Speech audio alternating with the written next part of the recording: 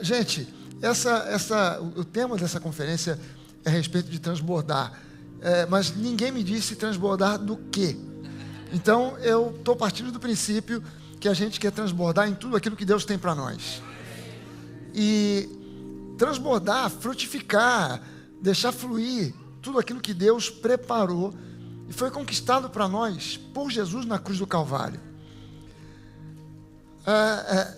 Tudo aquilo que Jesus conquistou para nós não precisa ser reconquistado por nós. Você já foi conquistado por Ele, não precisa ser reconquistado por nenhum de nós. A gente só precisa de usufruir daquilo que Ele já conquistou para nós.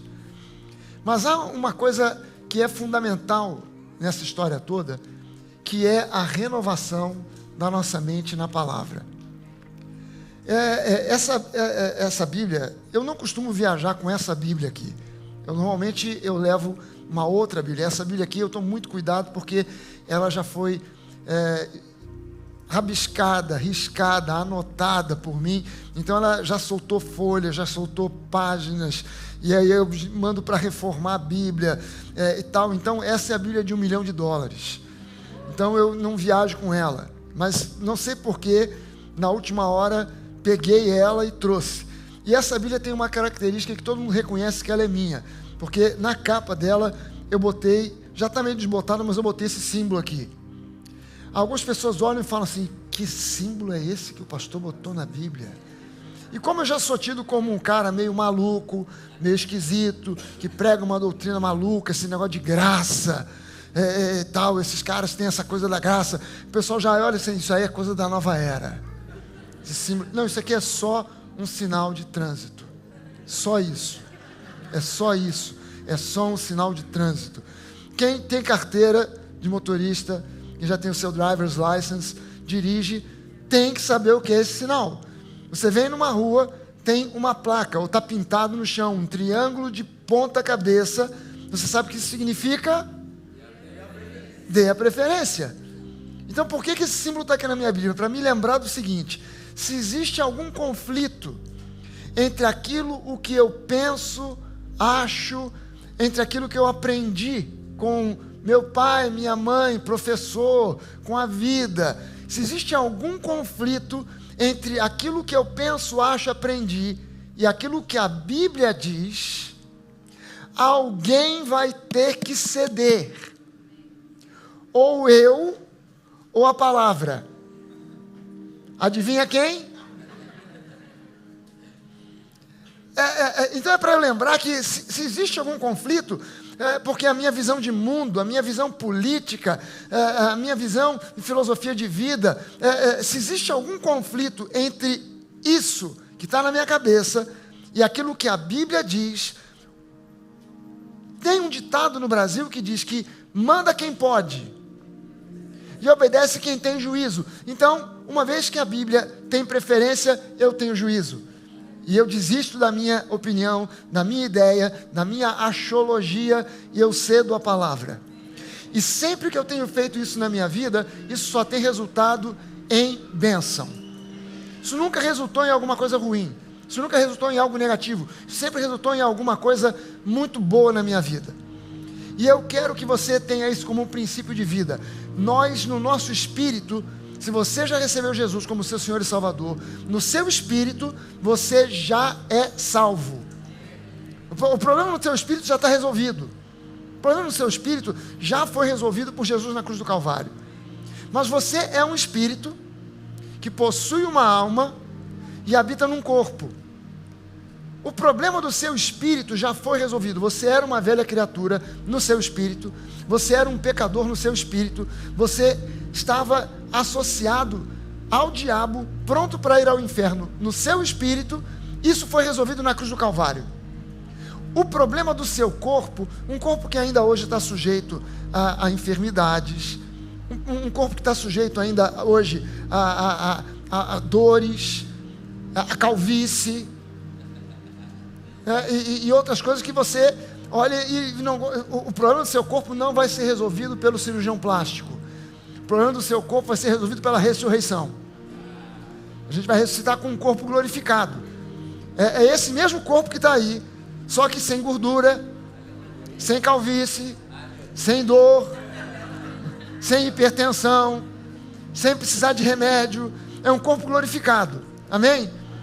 E agora, no meio disso, entre a salvação que já aperfeiçoou o teu espírito e o corpo que ainda será glorificado na ressurreição, tem a sua mente, tem a sua alma. A alma, ela precisa ser renovada. A mente precisa ser renovada. A mente e a alma são sinônimos. No conceito bíblico, alma e mente são sinônimos. Alma no grego da Bíblia é psique, o corpo soma, espírito pneuma, mas a alma é psique. Não precisa você ser um especialista em grego para saber que a palavra psique é a raiz de palavras no português como psicologia, psicólogo, psiquiatria, as coisas ligadas à mente. O apelo mais enfático que você vai encontrar em toda a Bíblia é Romanos 12, 1 e 2. Romanos 12, 1 e 2, o apóstolo Paulo, ele diz o seguinte: meus irmãos, eu rogo a vocês. No português, a gente hoje em dia não usa esse verbo rogar. O verbo rogar é um verbo antigo, muito antigo, usado talvez pelo pessoal que conversava e falava o português há 100 anos atrás. Mas nós hoje não usamos o verbo rogar. Então pode ser que muita gente não entenda o que significa rogar. Mas rogar é implorar. Então Paulo não diz assim, eu peço a vocês. Ele está dizendo, eu imploro a vocês. Por favor, eu imploro a vocês. Se há uma coisa que eu quero que fique enfatizado para vocês, naquilo que eu estou falando e dizendo, eu imploro que vocês retenham isso. Eu imploro a vocês que vocês apresentem o seu corpo como sacrifício santo e agradável a Deus, e esse é o seu culto racional, e que vocês renovem a sua mente, para que vocês possam então, mediante essas duas ações, apresentar o seu corpo como sacrifício santo e agradável a Deus, sendo esse o seu culto racional, e a renovação da sua mente, você possa experimentar a boa, perfeita e agradável vontade de Deus. Ou seja, em outras palavras, Paulo está dizendo o seguinte: eu rogo a vocês, eu imploro a vocês que vocês façam duas coisas. Número 1, apresentem-se para servir. Quando ele fala de você apresentar o seu corpo como sacrifício santo e agradável a Deus, não está falando para você chegar para o pastor no domingo, na hora do culto, ou meia hora antes do culto, e dizer, pastor, eu hoje vim aqui me apresentar como sacrifício santo e agradável. Pode pegar o facão e na hora do culto eu me deito ali, o senhor passa a faca, porque eu estou me apresentando como sacrifício e agradável, santo e agradável a Deus. Não. Isso talvez fosse uma interpretação torta desse texto. Mas quando você entende que Paulo está falando de servitude, então você está entendendo agora que o primeiro passo para você experimentar a plenitude da vontade de Deus, que é boa, perfeita e agradável, é você se apresentar para ser alguém que serve. E o segundo é você renovar a sua mente. Renovar em quê? Na palavra. Você ceder a palavra. Jogar fora velhos conceitos e abraçar novos conceitos. E é preciso que você entenda uma coisa. Renovar a mente na palavra, se você genuinamente for renovar a sua mente na palavra, você vai acontecer na sua vida uma revolução. Porque o Evangelho de Jesus Cristo, ele é revolucionário. Ele não é revolucionário no sentido político, de que você agora pega em armas, vamos botar Jesus aí para governar no mundo, Jesus agora está mandando aqui no pedaço, Não é isso. É revolucionário no sentido de que ele provoca uma mudança fora do comum, uma mudança inesperada, uma mudança de conceitos, uma mudança de visões, uma mudança de visão de mundo e de vida. Ele causa uma mudança radical, ele causa uma ruptura. E a ruptura é tamanha que ele diz que fica para trás uma velha vida, uma velha criatura, e você nasce de novo.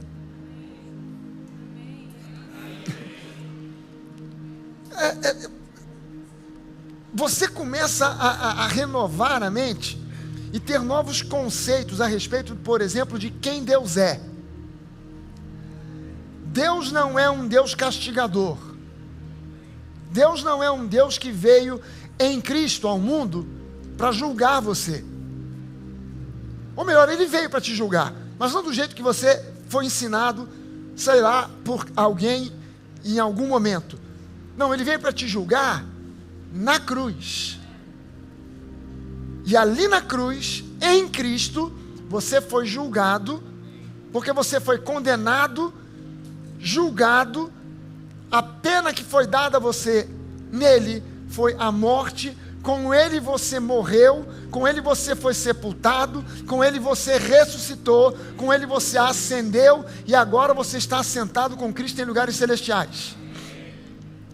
Agora deixa eu te mostrar uma coisa. Nós precisamos entender que Jesus precisa ser colocado no centro da nossa vida. A gente precisa renovar a mente para entender que o centro do universo não sou eu, não é você. O centro do universo é Jesus. E a gente precisa dar a Ele esse lugar de honra. Jesus no centro de todas as coisas. É a missão da igreja. Isso é a missão da igreja, trazer Jesus para o centro e não permitir que nada, absolutamente nada, nem ninguém ocupe esse lugar. E quando Jesus ocupa o centro da igreja, a graça genuína é ensinada, porque Jesus é a graça feita em carne e osso, e graça é favor imerecido. Graça não é um poder que vai te aperfeiçoar ao longo de um tempo. Não, graça é favor imerecido. Graça é a pessoa de Jesus. Quando Jesus é colocado no centro e não na periferia, mas no centro e no coração da igreja, aí a igreja está no rumo de ser uma igreja hiper, mega abençoada. Eu quero ler com você aqui Gálatas, capítulo 2, no versículo 16. Paulo, escrevendo aos Gálatas, ele diz o seguinte: sabendo, contudo, que o homem, o ser humano, não é justificado por obras da lei, e sim mediante a fé em Cristo Jesus. Sabendo disso, também temos crido em Cristo Jesus, para que fôssemos justificados pela fé em Cristo, e não por obras da lei. Pois por obras da lei, ninguém será justificado. Eu quero que você entenda o que significa esse termo, obras da lei. Porque você lê isso aqui, pelas obras da lei, ninguém será justificado. Mas o que são as obras da lei? Você tem que responder essa pergunta se você quiser entender o texto. Se você não souber responder essa pergunta, você pode pregar sobre as obras da lei sem entender o que são as obras da lei. Porque as obras da lei, meus irmãos, as obras da lei são terríveis. As obras da lei não vão te levar para lugar nenhum. Mas o que são? São as obras da lei. O pastor explica as obras da lei. As obras da lei são aquelas obras da lei. Que a lei pede obras. E essas obras são as obras da lei. Aleluia. Entendeu? Não? Pede revelação ao Espírito Santo. O que são as obras da lei? As obras da lei é algo tão simples. É a obediência irrestrita aos mandamentos da lei. Então, quando você começa a querer viver por obras da lei, a primeira coisa que você precisa saber: a lei não se restringe a 10 mandamentos. São 613. E esses 613 precisam ser obedecidos todos os dias, a cada 24 horas. Não é você obedecer a um de cada vez, um por dia, em 613 dias, e aí depois disso você passou no teste. Não. Você tem que conhecer os 613 e obedecer os 613 a cada 24 horas. E se você falhar em um, segundo a própria lei, você falhou em todos. Mas aí tem um problema. É que esses 613 mandamentos que você identifica quando lê livros como Levítico, Deuteronômio, quando você começa a ler esses livros, você começa a ver, esses livros, eles fazem parte dos 5 primeiros livros da Bíblia, que os judeus chamam de Torá. Os teólogos chamam de Pentateuco. Esses 5 primeiros livros, que são os mais importantes para o povo judeu, para o povo judaico, contém esses 613 mandamentos. Os 10 mandamentos são só a espinha dorsal da lei.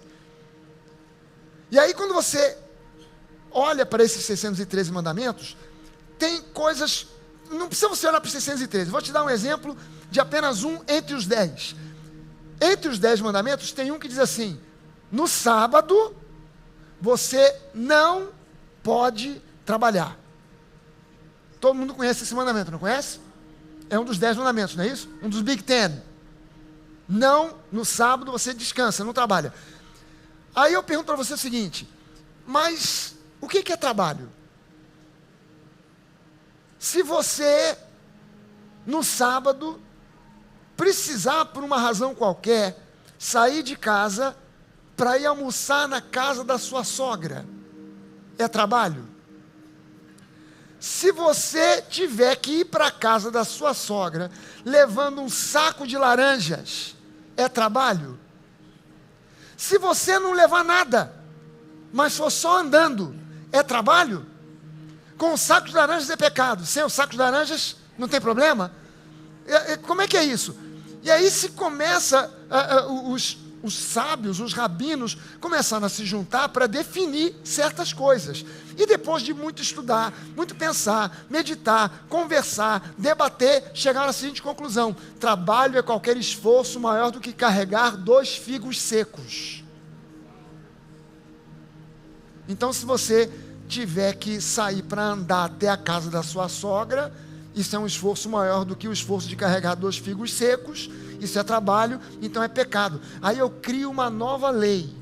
Não, você pode fazer uma caminhada na distância de um sábado. E o que é isso? Você vai na Bíblia e você vê, tal lugar ficava à distância de um sábado. O que é uma distância de um sábado? A distância de um sábado são 800 metros. Se a sua sogra morar a 799 metros da sua casa e você caminhar até lá para almoçar com ela no sábado, não tem problema. Mas se ela morar a 801 metros, você não pode ir. Você pode almoçar com a sua sogra. Você vai até 799 e para e ela te serve do lado de fora. Porque se você caminhar para entrar, você pecou. Aí quando Jesus entra em cena, Jesus traz a lei para dentro da sua real expressão. Jesus mostra e diz o seguinte: olha, foi dito a vocês que se você adulterar, não pode, mas está escrito, que está escrito que vale é o que está escrito, e segundo o coração e a intenção de Deus, se você apenas olhar para a mulher do próximo, você já adulterou. Que os homens aqui agora digam assim: misericórdia, Senhor. Você acabou de cometer um outro pecado, o pecado da hipocrisia, porque você não disse amém, você não disse misericórdia, Senhor. Se você simplesmente desejar ter aquilo que pertence a alguém, você já é ladrão, você já roubou. Aí os caras dizem: mas quem é que vai suportar um negócio desse? Aí Jesus diz: pois é, então é preferível você arrancar um olho para não olhar para a mulher do próximo, amputar a sua mão direita para entrar no céu, caolho e maneta, do que com os 2 braços e os 2 olhos ir para o inferno. Eu preferiria.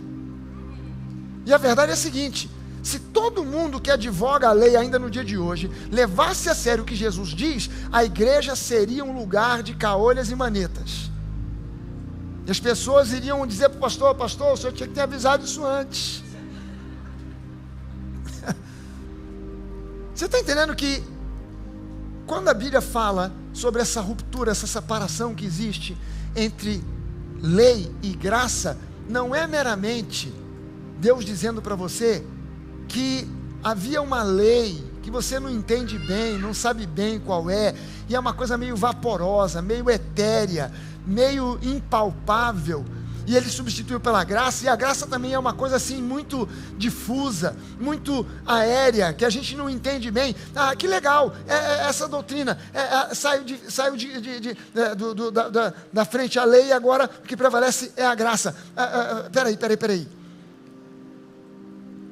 A graça ela entrou em cena com Jesus, em Jesus, através de Jesus. E quando Jesus entra e traz a graça, a lei sai de cena. E a lei, segundo a Bíblia diz, constava de ordenanças que nos eram prejudiciais. Por quê? Porque essas ordenanças não nos tornavam santos, não nos tornavam justos, mas expunham o nosso pecado. Magnificavam o nosso pecado. Sabe, alguns teólogos concordam quando a gente diz que nós não somos justificados pelas obras da lei, mas argumentam que a lei está em vigor hoje em dia não para salvação, mas para santificação. Então você não é salvo pelas obras da lei, mas você é santificado pelas obras da lei. Então você tem que... Aí a gente diz, não, mas espera aí, a Bíblia diz que o fim da lei é Cristo. Aí eles dizem o seguinte, não, mas a lei que a Bíblia diz que foi finalizada é a lei cerimonial. Ainda continua valendo a lei moral. Mas para pensar o seguinte, se a lei cerimonial foi o que parou de valer, essa lei foi o que caducou, e o que está valendo é a lei moral, eu pergunto para você o seguinte, guardar o sábado é lei moral ou cerimonial? Peraí, só nós 4 sabemos? Guardar o sábado é lei moral ou cerimonial? É cerimonial? Mas está incluído junto com uma opção de outras leis morais. Não roubar, não matar, não adulterar. Não roubar, não matar, não adulterar é lei cerimonial ou lei moral? E o sábado é lei cerimonial? Como é que está junto com o resto? Quando sai de cena, a lei não é dividida. Em lugar nenhum na Bíblia diz que a lei é dividida em lei moral e lei cerimonial. A lei é um bloco único. E quando Jesus cumpriu a lei, ele cumpriu a lei por totalidade. E é toda a lei, o fim de toda a lei é Cristo, para a justiça ou justificação de todo aquele que crê. Quem aqui afirma pela fé, afirma com certeza e convicção no seu coração, pastor, eu creio em Cristo e eu creio que eu fui justificado? Peraí, levanta a mão com vontade lá para o alto. Amém. Você foi justificado. Você estava nas trevas, você foi transportado das trevas para a luz. Você estava atolado até o pescoço no pecado, e você agora foi trazido para a santidade. Você era associado com o diabo, agora você é afiliado a Deus. Você estava perdido e foi achado. Você estava no mundo, agora você está no reino de Deus. Você era um pobre, miserável pecador, agora você é santo. Deu para entender isso aqui? Você era um pobre, miserável pecador, agora você foi justificado. Quem foi justificado aqui tem convicção disso? Levanta a sua mão. Ok. Mas vira e mexe, você ainda dá uma pisada na bola, porque você é feito de carne e osso. Não é verdade? De vez em quando a gente... Caramba. Pequei. Acontece com você de vez em quando? Amém. Você entende então que você é justo, no seu espírito você foi justificado, mas você ainda peca. Acontece isso? Então quem admite aqui que é justo, santo, mas você ainda peca, então você ao mesmo tempo, paradoxalmente, ainda é um pecador. Quem é pecador aqui? Levanta a mão. Espera aí, levanta a mão. Baixa a mão. Quem é santo? Levanta a mão. Baixa a mão. Quem é pecador? Levanta a mão. Espera aí, diminuiu, pô. Quem é santo? Eu quero convicção, gente. Fé é certeza. Fé é convicção. Fé não é eu acho. Não. Ou eu sei ou eu não sei. Quem é santo, levanta a mão. Baixa a mão. Quem é pecador, levanta a mão. Isso é o que eu chamo da mais profunda e séria esquizofrenia espiritual. Isso é a mais profunda e séria esquizofrenia espiritual. O problema é que isso é ensinado nas igrejas. Você é um pobre, miserável pecador, salvo pela graça. Mas isso é uma visão esquizofrênica de quem você é. Porque quando Deus olha para você, quando Ele olha para o mundo, Ele só vê duas qualidades de pessoas: santos e pecadores. Ou você é uma coisa, ou você é outra. Não dá para ser as duas ao mesmo tempo. A não ser que você seja o Dr. Jekyll ou Mr. Hyde. Você uma hora é santo, daqui a pouco entra em cena um Mr. Hyde. Agora eu sou um pecador. Não. Ou você é uma coisa, ou você é outra. É preciso que você entenda que você não era um pecador pelas coisas que fazia. Você era um pecador por aquilo que você era. O pecador não é pecador por aquilo que ele faz, mas por aquilo que ele é. Você sabe que esse conceito ele estraga com o evangelismo da igreja? Esse conceito errado? Por quê? Porque a pessoa, ela pensa assim: o pecador é pecador por aquilo que ele faz. Eu não roubo, não mato, não adultero, não engano ninguém, pago meus impostos, sou um trabalhador, sou um cidadão honesto, eu tenho uma vaga no céu.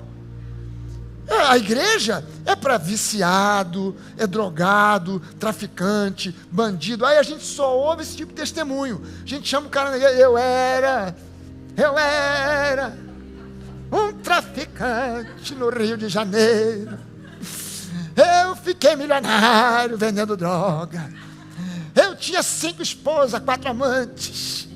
Eu tinha tudo, mas não tinha nada. Havia um vazio dentro de mim, e aí Jesus entrou, eu parei de fumar maconha, parei de cheirar cocaína, aquilo mudou, e a gente pensa que o evangelho é só para esse tipo de gente. Mas o empresário que nunca roubou, que nunca matou, que trabalha desde os 10 anos de idade, e que se esforçou na vida, e ganhou o seu salário, o seu dinheiro, construiu seu patrimônio, fez uma família, não adultera, não mente, não rouba, ele é tão pecador quanto aquele ex-traficante. E ele precisa de Jesus tanto quanto aquele traficante. E quando a pessoa entende isso, cara, eu não estou atolado no pecado porque eu fiz alguma coisa, mas porque eu nasci em pecado como herança de Adão. Eu nasci no pecado por causa de Adão. Mas agora, eu em Cristo vou assumir uma nova realidade. Eu vou transbordar de uma nova identidade. Agora eu quero que você entenda o que Jesus fez por mim e por você. A lei, Jesus cumpriu a lei, mas tem gente ainda hoje vivendo debaixo da lei, porque a lei continua existindo. Jesus não destruiu a lei, Ele cumpriu a lei. E tem muita gente ainda vivendo debaixo da lei. E nós, sabendo disso ou não, nascemos debaixo da lei. E a lei não pode ser destruída. Então o que Deus fez? Quero que você entenda visualmente o que Deus fez nessa história. Deixa eu pegar aqui. Deixa eu ver alguém aqui que seja... Vem cá, Reinaldo.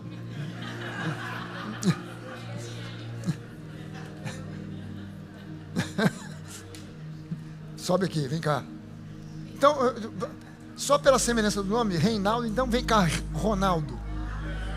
Reinaldo e Ronaldo. Dá para fazer uma dupla sertaneja, não dá, gente? Reinaldo e Ronaldo. Mas eu preciso de uma menina aqui que seja bem esperta. Vem cá, vem cá.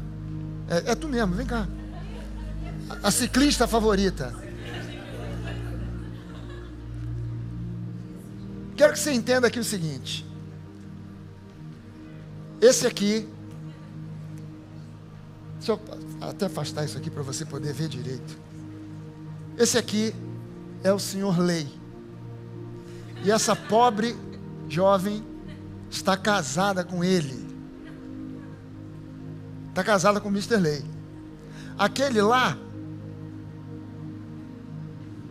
é o Mr. Graça. Conhecido também na roda da malandragem como Jesus Cristo de Nazaré.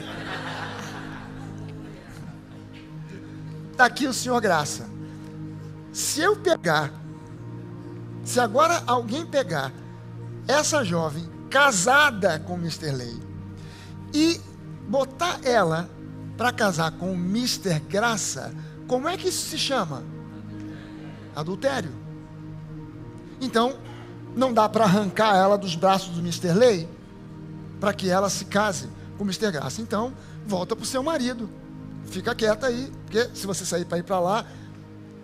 Essa jovem aqui chama-se a igreja. Somos eu e você.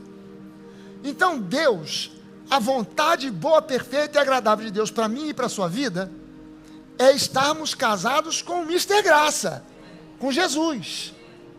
Mas ela não pode abandonar esse aqui para vir para esse aqui, porque isso se chama adultério. Então Deus entra em cena e faz o quê? Ele não pode acabar com a lei. O que ele faz? Ele mata a noiva. Morreu. Não é morreu. Morreu.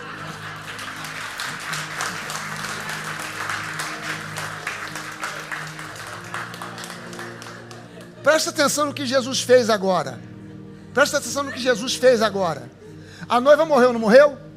Mas em Cristo, ela foi ressuscitada. Ela nasceu de novo. Ela nasceu de novo. Uma nova criatura. As coisas antigas passaram. Então, se ela é uma nova criatura, ela agora pode casar com quem ela quiser. Ela tem duas opções. Ou ela volta para o Mister Lei, ou ela continua agora com Cristo, porque foi Ele que a ressuscitou, foi Ele que a salvou, foi Ele que a livrou da morte, não é isso? Então ela agora casa com o Mister Graça, e se ela agora deixar o Mister Graça para voltar para o Mister Lei, como é que isso se chama? Agora foi na canela, pastor. Porque quando alguém faz uma mistura de graça e lei, é como uma mulher que está casada com um, mas tem amante na lei. E está cometendo adultério a todo momento, tentando se justificar pelas obras da lei. A lei é boa, a lei é santa, ela é perfeita, mas ela não provoca em você nem bondade, nem santidade, nem perfeição. Isso só pode ser adquirido quando a noiva gruda e cola com o Mister Graça, com Jesus. Amém? É só Jesus na causa e mais nada. Não é Jesus plus something. É Jesus and only Jesus. Não dá para você acrescentar mais alguma coisa. Não. Eu estou com Jesus, mas eu estou estudando os 10 mandamentos para obedecer à lei. Você está cometendo adultério. Você tem que conhecer a graça. Você tem que conhecer a nova aliança. É só na nova aliança. Quando você fica preso à lei, você transborda. Transborda de quê? Do pecado. Eu vou mostrar para você aqui. Obrigado, Mr. Law. Thank you very much. Obrigado, Jesus. Obrigado, noiva. Gente, no Antigo Testamento, você sabe que as pessoas tinham medo de Deus? A Bíblia, quando fala no Novo Testamento sobre temor a Deus, não é medo de Deus. É respeito, é reverência.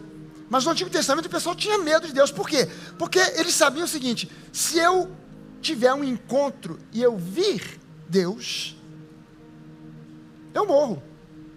Então eu não quero ver Deus.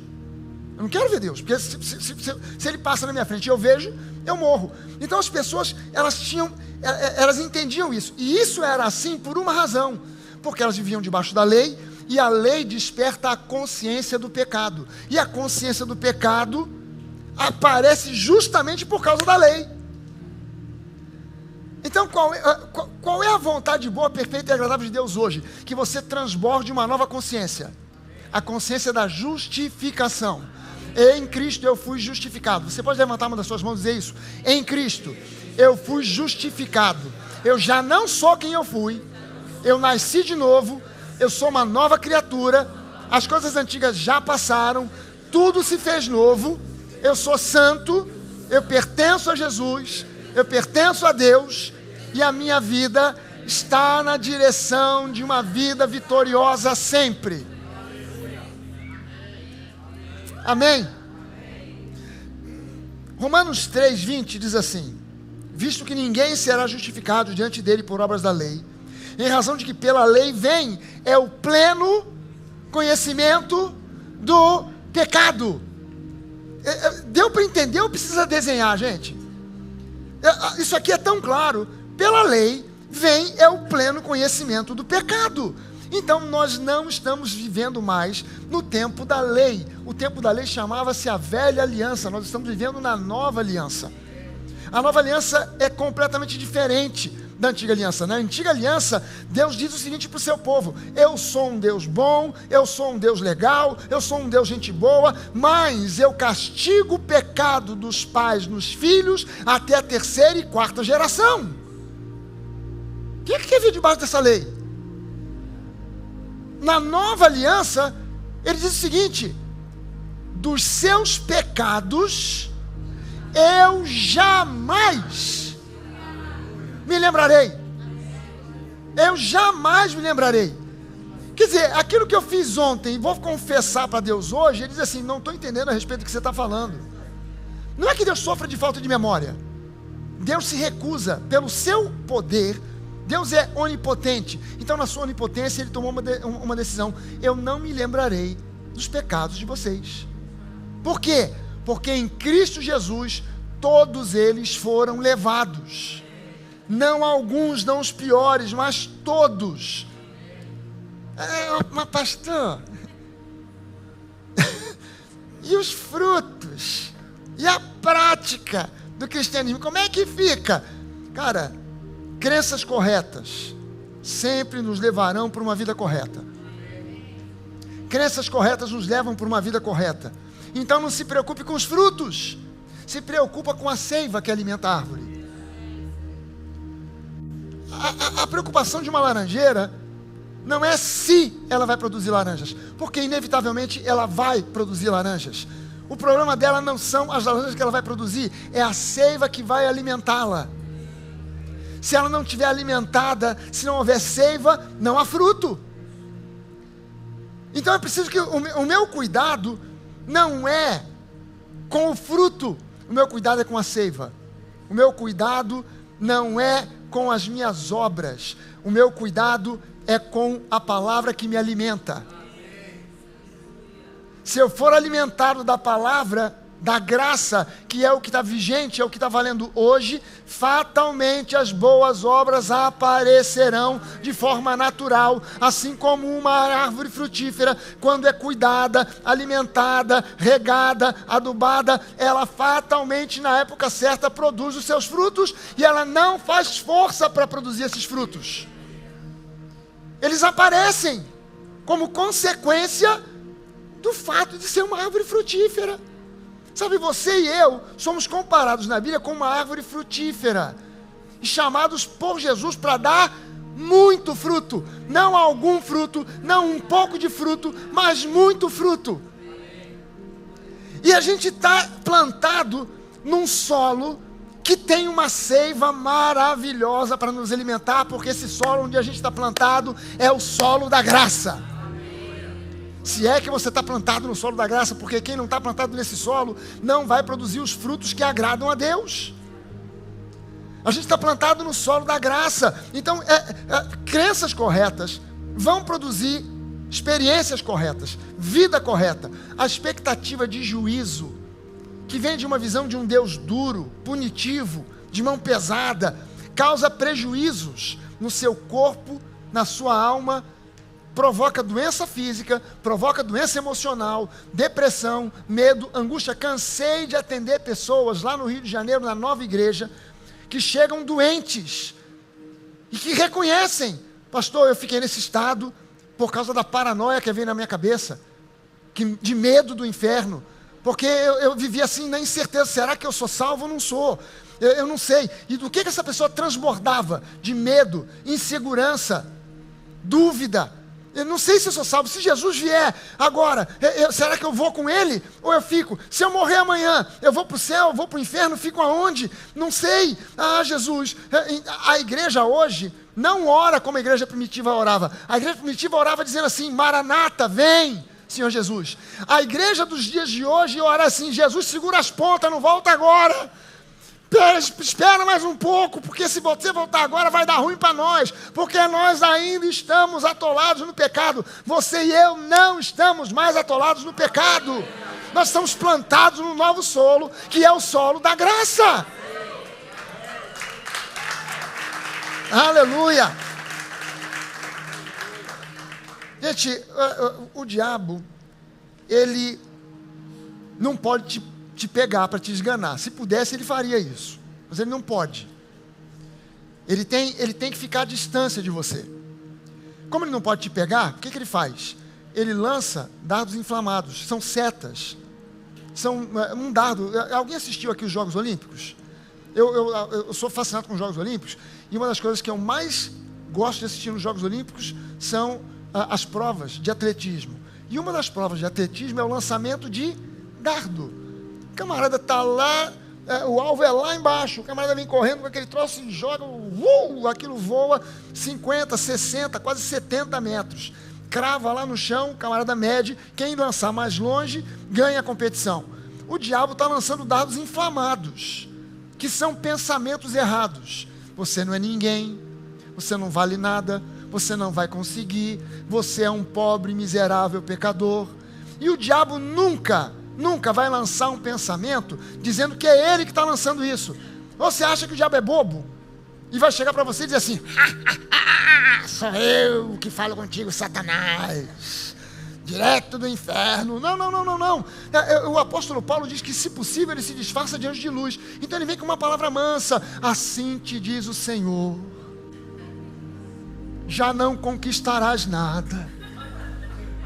Eis que deste o passo errado. 30 chances te dei, mas tu queimastes o filme. Já não chegarás a lugar nenhum. Mas quem sabe, renovarei minha misericórdia sobre ti, se fizeres boas obras.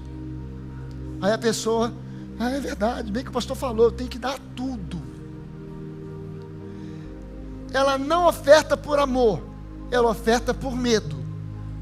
Ela não serve por amor, ela serve por medo. Sabe que lá na igreja, lá no Rio, tem uma igreja que inventou uma moda nova. A moda é a seguinte: candidatos ao ministério. Então eu tenho aqui os candidatos. Quem eu pretendo ordenar? O Reinaldo e a Fernanda.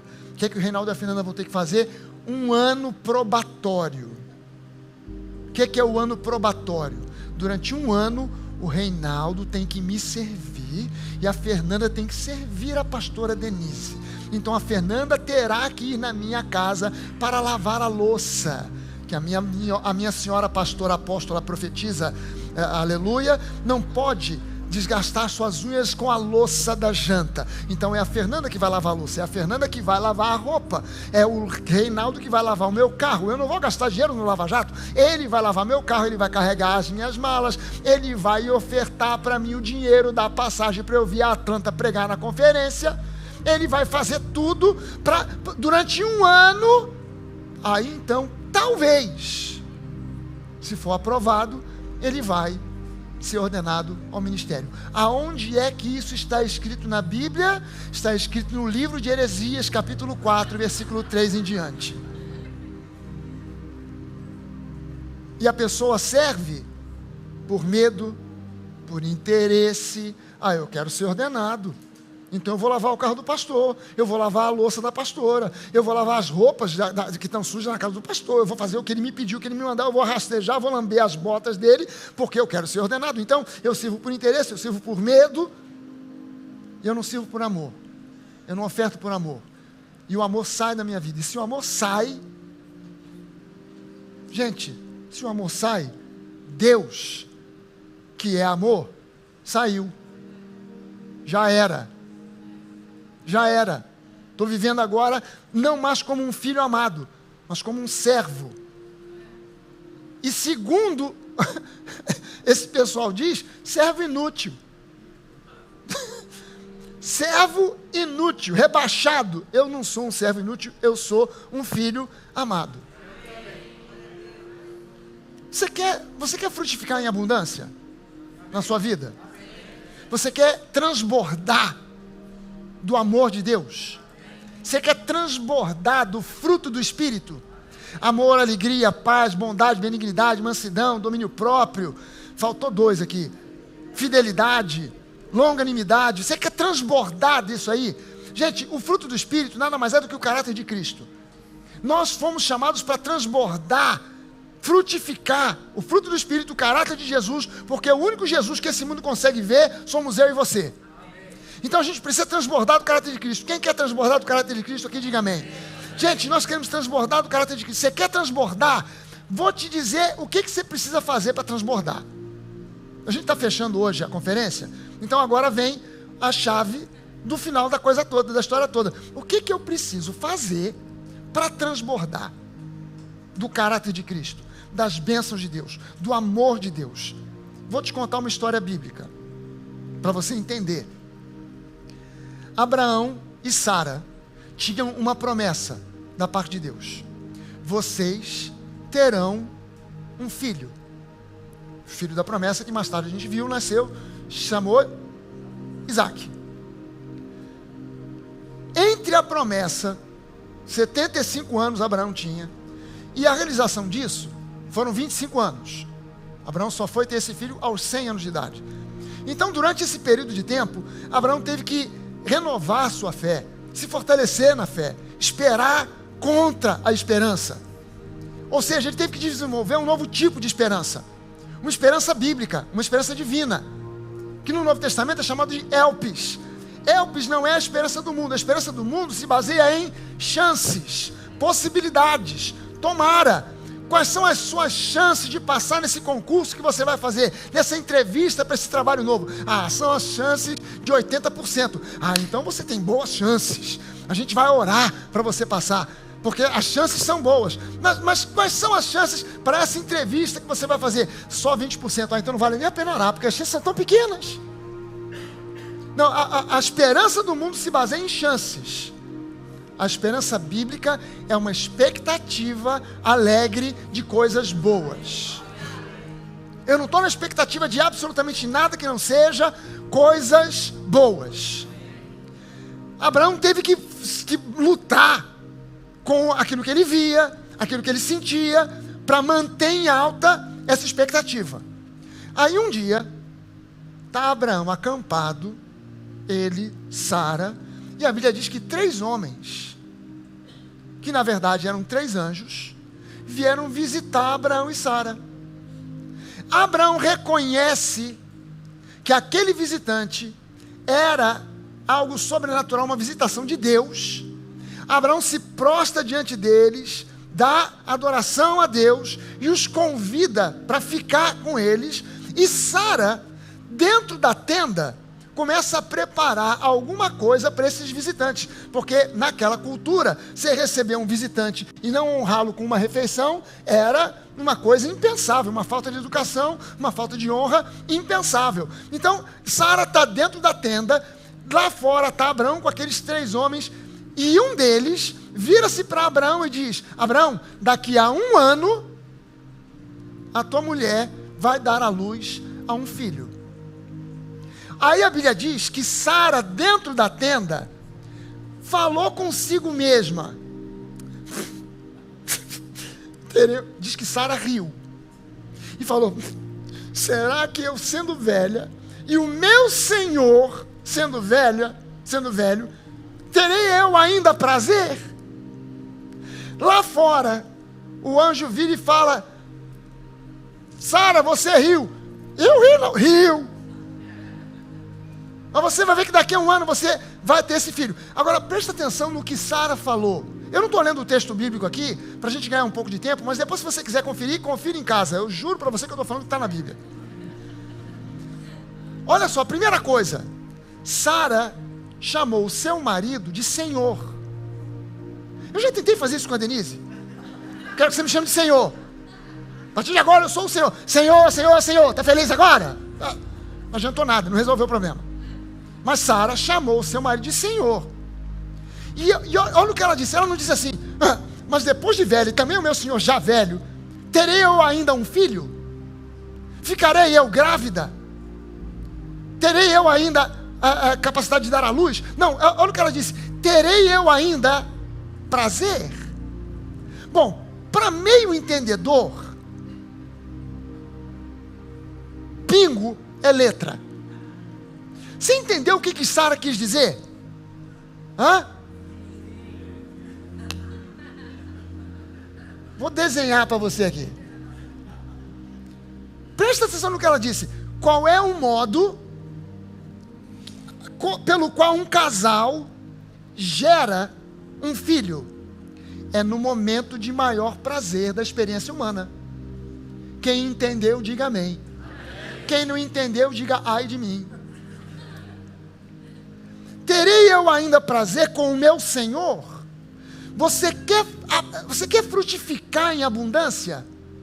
Você precisa agora aprender a ter prazer em Deus, no seu Senhor. Prazer em servir, prazer em ouvir, prazer em ler, prazer em estudar, prazer em escutar, prazer em orar, prazer em ter comunhão. A vida espiritual tem que ser uma vida de prazer. Não pode ser mais uma vida de fardo. A vida religiosa é uma vida de fardos. A vida religiosa, vamos orar. Vamos orar. Mais uma vez, oh meu Deus e meu Pai, Senhor que está nos céus, aleluia. Oh meu Deus, mais uma vez chegamos aqui para falar contigo, em nome de Jesus, amém. Oh, acabou a oração, vamos estudar a Bíblia, vamos estudar a palavra, aleluia. Mateus, Lucas, João, oh meu Deus, isso não acaba nunca. Vamos ter comunhão. Isso, pessoal é chato. Lá vou eu para ter comunhão. Só vou por causa do churrasco mesmo, que eu quero é comer a carne. Esse pessoal é chato. Então, a religiosidade provoca esse tipo de convivência na igreja. Provoca esse tipo de convivência com a palavra. Cara, a palavra é chata, a palavra é difícil. Cara, você precisa desenvolver agora uma nova qualidade de relacionamento com Deus, onde o que existe entre você e Deus é prazer. Quando alguém diz, vamos orar, você diz, uau, claro, eu quero conversar com meu pai, cara. Eu tenho o maior prazer de sentir a presença de Deus. Quando eu começo a orar, a presença de Deus me invade, me enche, transborda em mim e me dá um prazer imenso. Quando eu estudo a palavra, a revelação começa a aparecer. Eu começo a entender coisas que eu não entendia, eu começo a ver coisas que eu não via. Isso me dá o maior prazer. Quando eu ando com o povo de Deus, cara, que prazer andar com o pessoal que é santo, que a gente anda junto, não tem confusão, não tem briga, não tem bebedeira. A gente se anda numa boa, todo mundo se entendendo, e quando tem alguma coisa que dá errado, a gente se perdoa. No mundo a gente se mata, mas na igreja a gente se perdoa. Na religiosidade a gente continua se matando. No mundo a gente se relacionava, dava ruim, a gente se matava. Ou matava para valer, literalmente, ou matava na intenção. Eu não falo mais com fulano, eu não me relaciono mais com Beltrano, porque para mim ele morreu. Mas na igreja, eu estou careca de ver isso. Não, graças a Deus não estou. Eu estou cansado de ver isso. Não falo mais com fulano, não quero saber de ciclano, não visito mais o Beltrano, não frequento o grupo de conexão onde o fulano está. Por quê? Porque não suporto, me prejudicou, me fez mal. E a gente anda numa dimensão da religiosidade e perde por completo aquilo que deveria ser a fonte do transbordar em Cristo, que é o prazer do relacionamento com o nosso Senhor. E o meu convite para você hoje é um convite para você sair de uma dimensão rasa para entrar numa dimensão de um relacionamento prazeroso com Deus, para transbordar. Transbordar, eu estou entendendo transbordar como sinônimo de frutificar. Eu estou entendendo transbordar como sinônimo de frutificar. E eu quero chamar você para entender que Deus tem prazer que você frutifique abundantemente. Não tenha medo, porque há uma passagem bíblica super mal interpretada. Eu quero ver com você aqui, João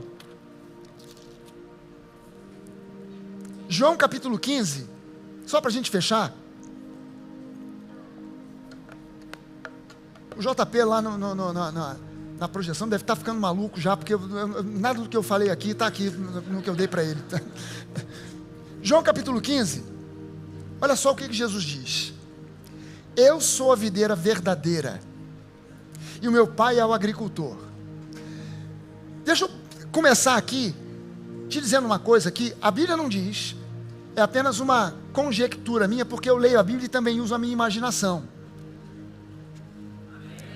Deus te deu imaginação. Que os homens digam amém. Você, homem, recebeu de Deus imaginação. Para quê? Não é para imaginar a vizinha sem roupa.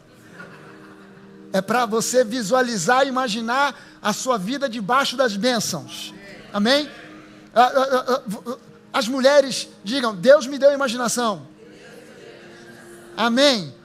Não foi para você ficar olhando e imaginando: ah, se esse homem fosse o homem que eu sonhei, mas eu casei com esse traste. Não. É para você entender o plano de Deus para a sua vida.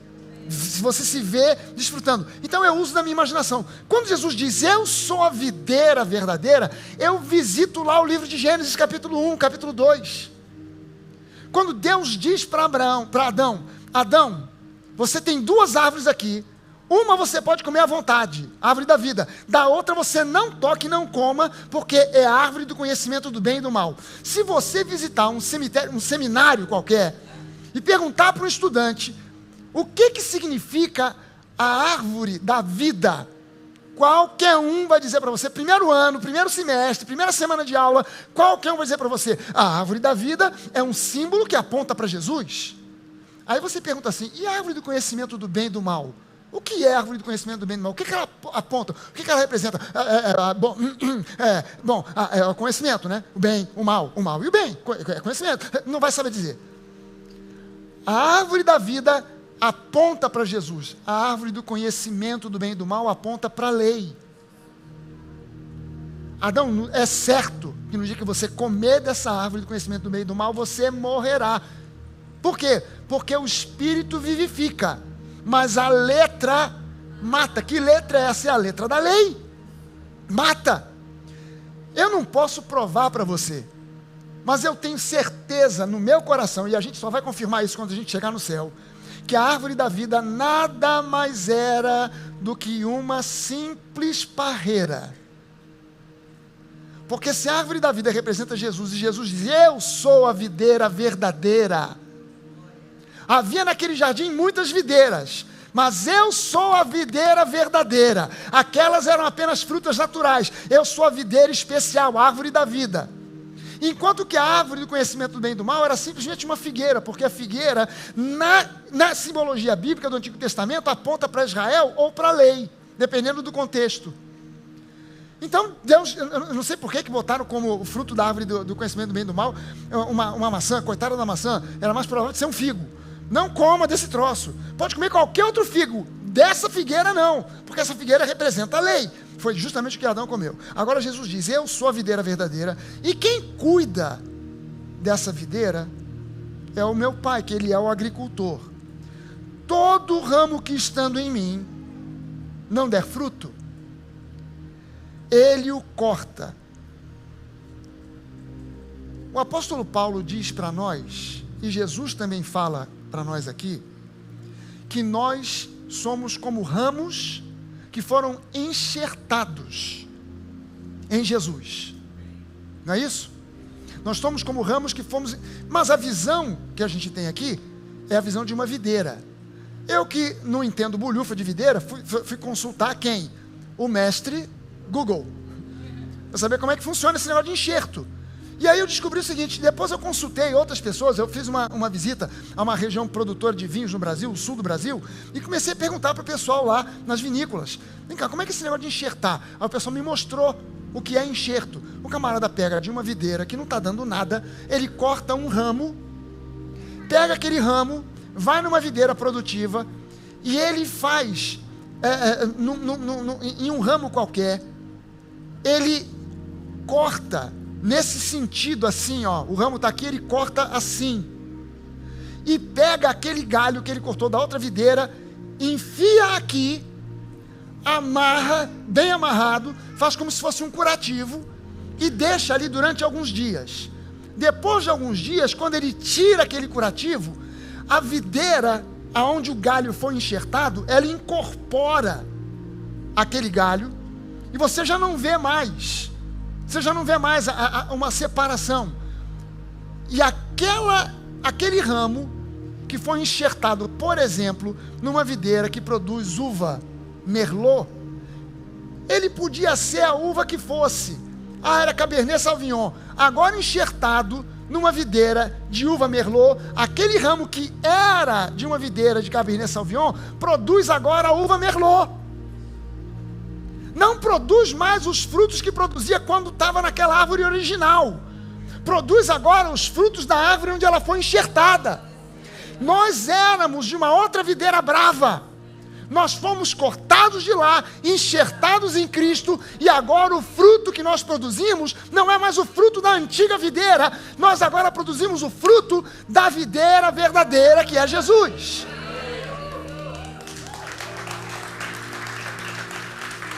Mas agora aqui tem um problema, porque ele está dizendo que todo ramo que está em mim não der fruto, ele o corta.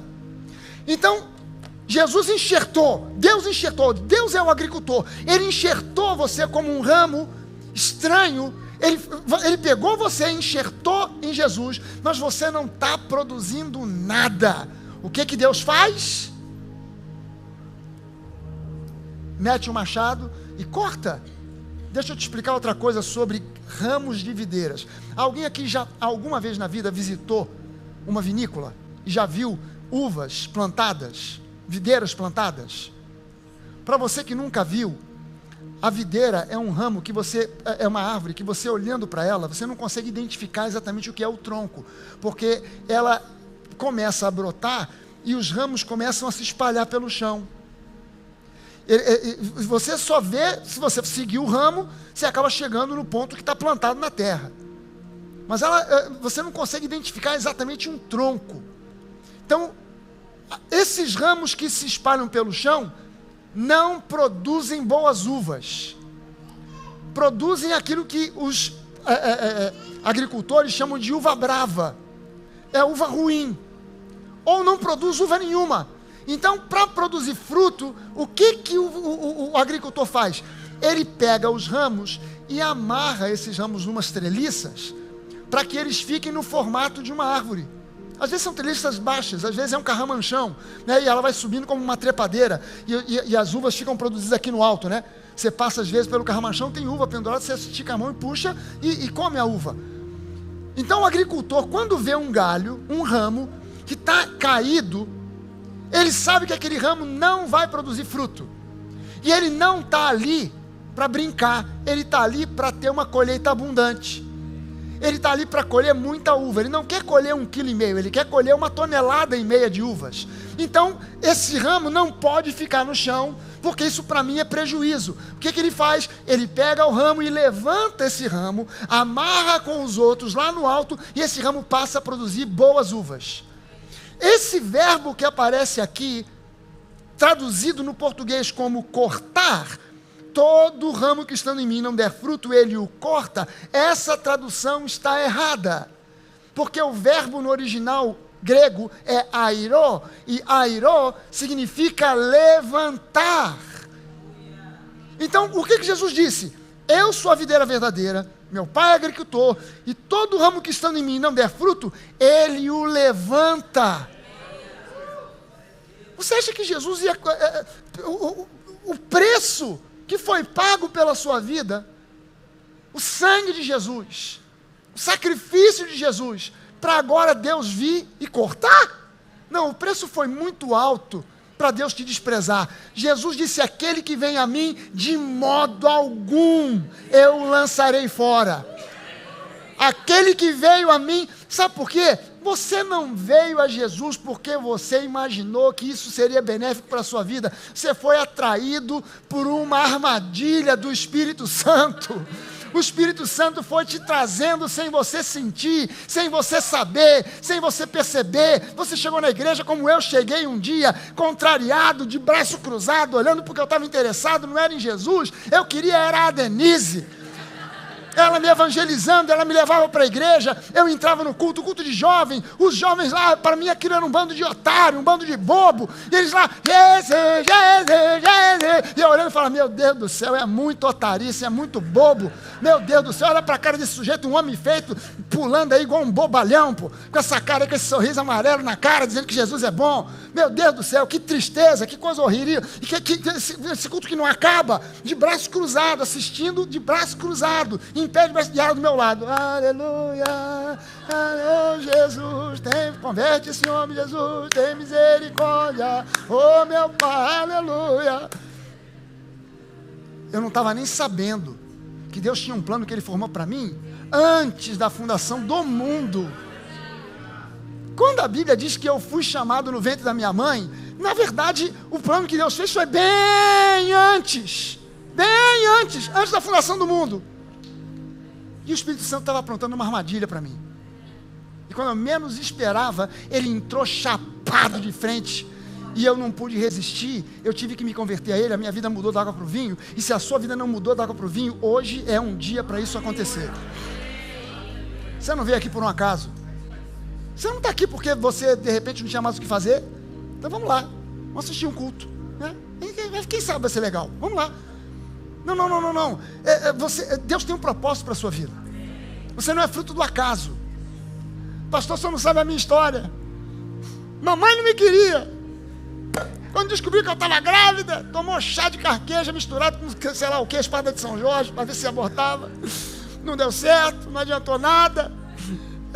Foi uma criança, assim, até eu entendo porque eu fui uma criança muito teimosa, porque mamãe tentou, mas não deu, eu queria ficar. Mamãe não queria, papai também não queria. Deu um soco na barriga de mamãe para ver se abortava. Não adiantou nada, nasci. Ah, pastor, sempre fui rejeitado. Não, peraí, você não sabe que Deus tinha um plano para você antes da fundação do mundo. Você não é um acidente. Você não é fruto de um acaso. Não, pastor, é porque mamãe esqueceu de tomar a pílula naquele dia. Não, foi Deus que tirou a memória dela para você ser concebido. Deu ruim. Na cabeça do pai e da mãe, deu ruim. Não é possível, mulher, você não está tomando a pílula? Eu tinha esquecido. Pois é, Deus tinha um plano. Deus aprontou uma armadilha para te pegar. Por quê? Porque você estava no coração dele antes da fundação do mundo.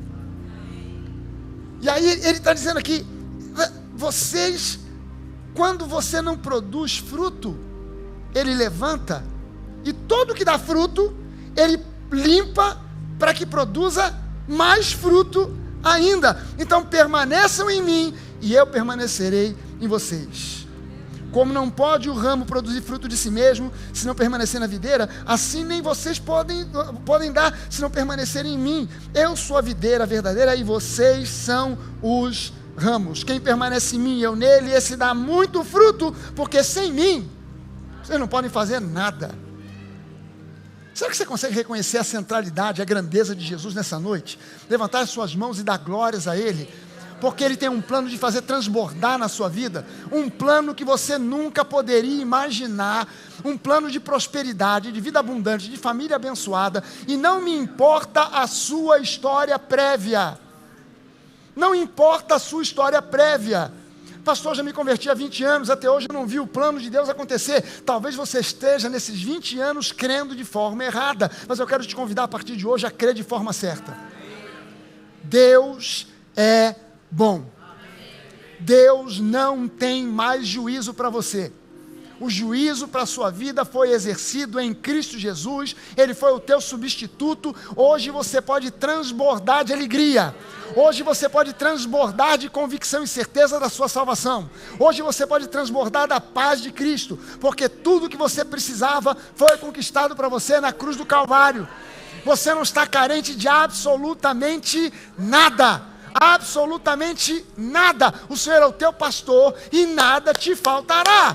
E eu fui consultar, isso aí está no Salmo 23, é no Antigo Testamento. Eu fui consultar o que essa palavra nada significa no hebraico, no grego, nas línguas mesopotâmicas. Eu fui ver nas línguas antigas, no hitita, e descobri que nada, né, em cada uma dessas línguas significa nada. O Senhor é o teu pastor e nada te faltará. Ele quer que você transborde. Ele quer que a tua comunhão com Ele seja transbordante, que a tua alegria e prazer em estar com Ele seja transbordante. E eu queria te convidar para você ficar de pé.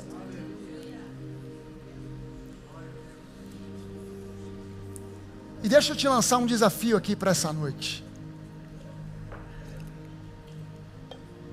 Um desafio para você para esse momento aqui.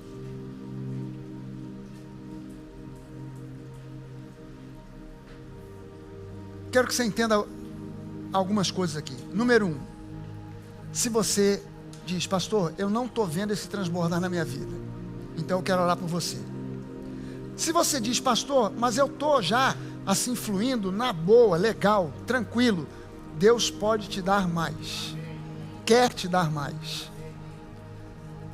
E eu quero aproveitar que a gente tem um espaço bom aqui. Se você quer, em primeiro lugar, você diz, pastor, eu quero ver uma mudança na minha vida. Eu não quero mais simplesmente produzir alguma coisa. Eu quero transbordar, eu quero frutificar de modo abundante. E se esse é o seu caso, eu vou convidar para você vir aqui para frente para a gente orar junto com você. Eu quero ver abundância na minha vida, de paz, de alegria. Eu quero ver abundância de prosperidade. Eu quero ver abundância de presença de Deus. Eu quero ver abundância daquilo que a Bíblia garante para mim que já é meu, em nome de Jesus. Se você quiser, sai do seu lugar, vem para cá. Segunda coisa, se você diz, pastor, eu vejo que Deus está frutificando na minha vida, mas eu quero mais. Eu quero bem mais, eu quero muito mais. Deus tem prazer em que você frutifique de forma abundante. Deixa eu te dizer uma coisa, Isaías 64:4 diz uma coisa impressionante. Isaías 64:4 diz assim, que nunca se viu, jamais se ouviu falar de um Deus como o nosso Deus, que trabalha para aqueles que nele confiam. Você está entendendo que os deuses desse mundo cobram dos seus súditos e seguidores trabalho, esforço, sacrifício? O nosso Deus, ele diz, olha, você nunca ouviu falar de um Deus como esse, um Deus que trabalha, que não cobra que os seus seguidores trabalhem para ele, mas ele trabalha para aqueles que nele confiam. E você quer transbordar, você quer ver abundância de fruto na sua vida, você pode sair do seu lugar e vir aqui à frente que a gente vai orar também. Em nome do Senhor Jesus. Esteja você no primeiro caso ou no segundo, não importa. Eu quero que você compreenda aqui agora comigo uma coisa. O transbordar de Deus na sua vida, ele é um milagre. Assim como Isaac nasceu como fruto de um milagre, o transbordar de Deus na sua vida é um milagre. Sabe, Abraão até tentou dar um jeitinho. Abraão tentou dar um jeito. Olha, como é que eu com 75 anos, Sara com 73, como é que vai produzir filho? Bom, eu ainda tenho potência sexual, mas Sara não teve filho aos 18 anos, não vai ser agora aos 70 e pouco que ela vai ter. Então vamos dar um jeito. Vamos usar de uma tradição que existe aqui no mundo oriental, do Oriente Médio. Eu me relaciono com a escrava, a serva, ela engravida, na hora que a criança nascer, a gente pega essa criança, bota sobre o ventre da mulher estéril, e ele passa a ser considerado ali, pela tradição, como um filho daquela mulher, daquele casal. Já não é mais filho da escrava. Tentaram fazer isso. Deus disse, cara, não é por aí. Você se esforçou, fez o seu melhor, deu o seu jeito, usou a imaginação, a criatividade, usou da sua força física, emocional, mas não era por aí. O que eu vou querer de você, Abraão, é que você descanse e confie que eu posso e vou fazer o milagre que você recebeu de promessa. Para que esse milagre deixe de ser promessa e passe a ser uma herança. E eu quero orar junto com você e vou pedir que a gente aqui, nós os pastores, a gente impõe as mãos agora sobre cada uma dessas pessoas aqui, em nome de Jesus. Orando, vamos orar aqui. Você que está no seu lugar, você pode estender as mãos para cá, na direção de cada uma dessas pessoas. E junto agora, começar a declarar junto comigo o final de uma temporada final de um ciclo, o final de um tempo e o início de um tempo novo. O início de um novo ciclo de vida. O início de um novo começo. Eu quero que você ore e pedir a Deus, eu quero te pedir que essas pessoas sejam surpreendidas pelo teu amor, pelo teu poder, pela tua graça, pela tua unção, pelo teu Espírito Santo. Sabe, eu fico imaginando a surpresa de Sara e de Abraão, quando Sara percebeu que passou um tempo, ela começou a se sentir renovada, e um dia, de repente, pum, aconteceu. E a barriga começou a crescer, e ela pensando, meu Deus, 90 e poucos anos de idade, grávida. Deus surpreendeu aquele casal. Deus pode te surpreender, e Ele vai te surpreender. Eu quero profetizar sobre a sua vida paz, alegria, saúde, prosperidade, vida abundante, relacionamentos saudáveis, em nome de Jesus, em nome de Jesus. Eu quero profetizar aqui sobre a vida dos casais dessa igreja, relacionamentos saudáveis. Não é da vontade de Deus relacionamentos tóxicos para os filhos de Deus, maridos e mulheres vivendo em harmonia, em paz, em alegria, desfrutando um do outro, do amor, do relacionamento sadio, conquistado para você, para nós, na cruz do Calvário por Jesus. Jesus planejou para você uma vida abundante, em todos os sentidos, em todas as áreas. Deixa eu te dizer uma coisa, há pessoas aqui que não têm prosperado por uma simples e única razão. Vou te dizer isso pelo Espírito de Deus. Há pessoas aqui que não estão prosperando, que trabalham e não estão prosperando por uma única razão.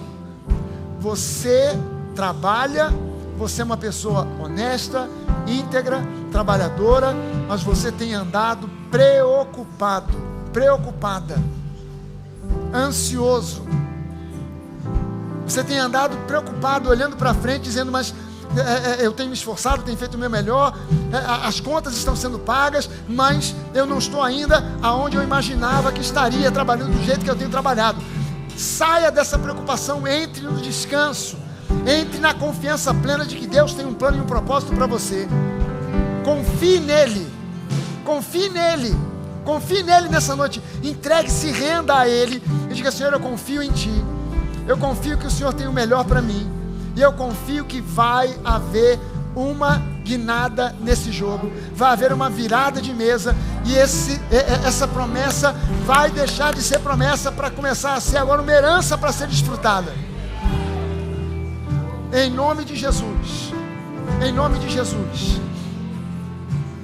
Meu irmão, Deus não te chamou para trabalhar feito um condenado e não ver o fruto do seu trabalho. Isso é para quem está no mundo.